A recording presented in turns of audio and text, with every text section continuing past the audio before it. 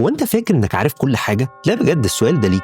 هل انت فاكر انك عارف كل حاجة عن البيزنس بتاعك وانت الوحيد اللي في ايدك الاقتراحات والحلول انك تحل اي مشكلة في البيزنس؟ خليني اقولك ان اوقات ممكن يكون الحل مش عندك، ممكن يكون الحل موجود مع الناس اللي بتشتغل معاك، مع الناس اللي ايديها في الموضوع، مع الناس اللي شايفة من زاوية تانية. فانت محتاج تقتنع ان الحل ممكن ما يكونش عندك، ممكن يكون بس انك محتاج تسمع لهم. فأول حاجة محتاج تعرفها إنك فعلا مش عارف كل حاجة.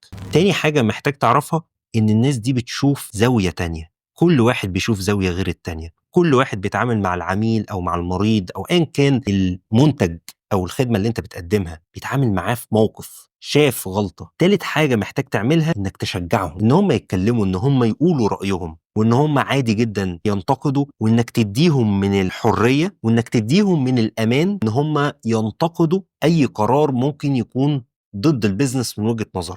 رابع حاجة محتاج تعملها إنك فعلا تفكر في اقتراحاتهم، فعلا تشوف هم بيقولوا كده ليه، فعلا تشوف هل ده ممكن يفرق ويحل المشكلة ولا لأ.